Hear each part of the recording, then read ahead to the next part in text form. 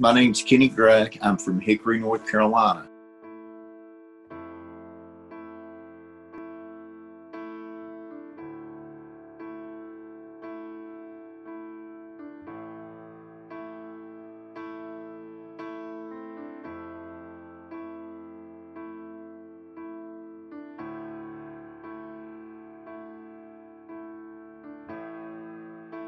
In my late 30s, I made some poor choices to use and sell drugs. These poor choices cost me more than just my freedom. I lost my family. I lost a business.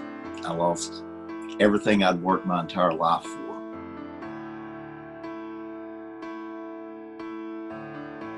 While I was incarcerated, I lost my mother and my father. I lost contact with a lot of family when I was moved to Texas.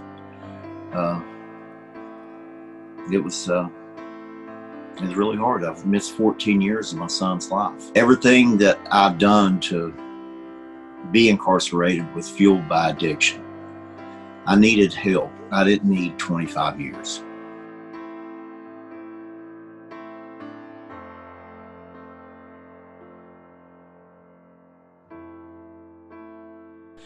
Butch inspired me so much more. You know, I'd lost both parents. Butch was like a father to me.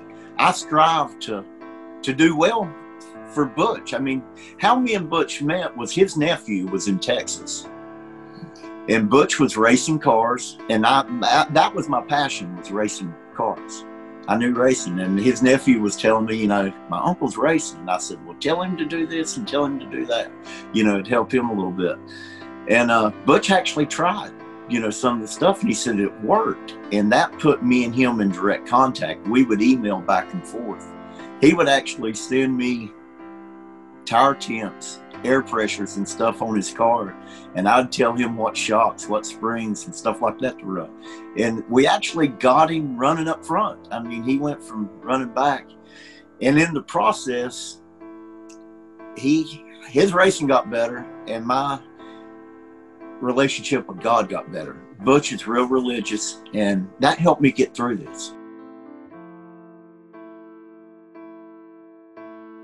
Because I was on CB 2014, and I was representing a whole bunch of individuals, and they were being profiled in the Star Tribune, a few of them, and the project was being profiled. I think that's what caused Paul to reach out to me. I got a phone call from him or an email from him, and it was, I hear about you doing this project. I know somebody, he's serving a wackadoodle sentence, could you help us out? And I was able to look into Kenny's case, and I was just completely horrified. It was just yet another case of somebody serving pure mandatory minimums. I mean, this was actually one of the things that was most upsetting to me in Clemency Project 2014. There were the cases that were just stood out, 20 years, 25 years, 30 years. Like the moment you knew it was kind of a round number, or maybe a number that was at the bottom end of a guideline range, you knew that either the guidelines or mandatory minimums dictated their sentence, as opposed to individual factors. And over and over again, I was seeing those 20-year, 25-year, 30-year sentences. And I knew the moment that Paul called me about Kenny's case that this is another one. And then, it didn't take long to get his pre-sentence report and his progress report and see that this was genuinely somebody that should never have received this terrible sentence, and there's so many of them that I came across, and there's so many more of them still sitting there.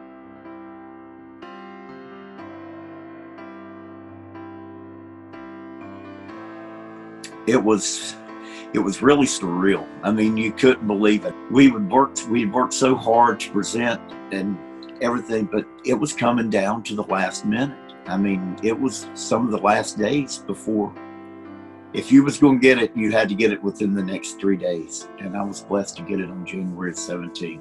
But working on his petition, I mean, it sort of brought to light, in my mind, a lot of the systematic and mechanical injustices that occur. And I still work on that kind of thing today, just more so in the world of child protection and juvenile delinquency.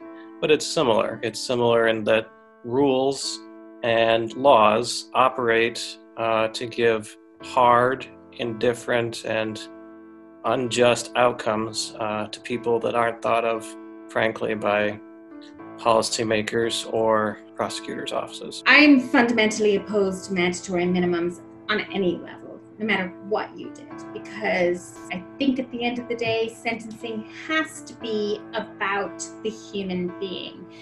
And I think about that great statement by Judge Weinstein on evidence, but a judge that I appeared in front of many times in Brooklyn, that sentencing is the human face of the law.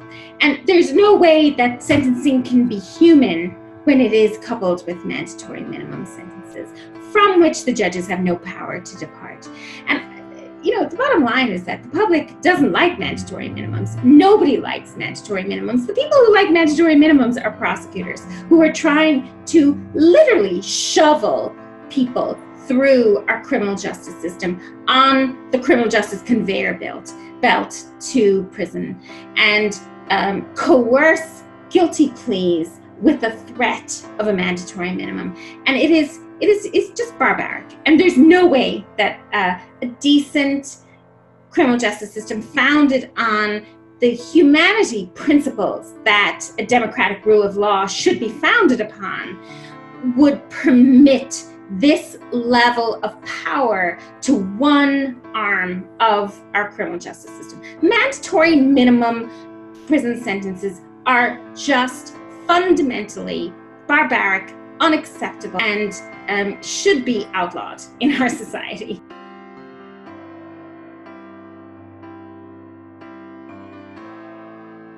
I feel blessed. Like I say, I have a good support system through my family, and they helped. I've done my part by working hard, doing things, and the joy I get with spending time with those grandbabies. I mean, that's my life. It truly is. I've bought a boat recently, and we've been going out on Sundays. I've got one that's 1.5, one that's 3, and one that's 10. And they're total smiles the whole time we're out there. I mean, it feels so good to be thinking, I'm here watching these kids grow up now to where, I wasn't supposed to get out until 27. I mean, I feel blessed every day. I appreciate Jane Ann's work, Kristen's work, everybody that put this forth. I mean, I hope it feels just a little bit as good on your end to helping somebody as it does to be able to live again, to be free.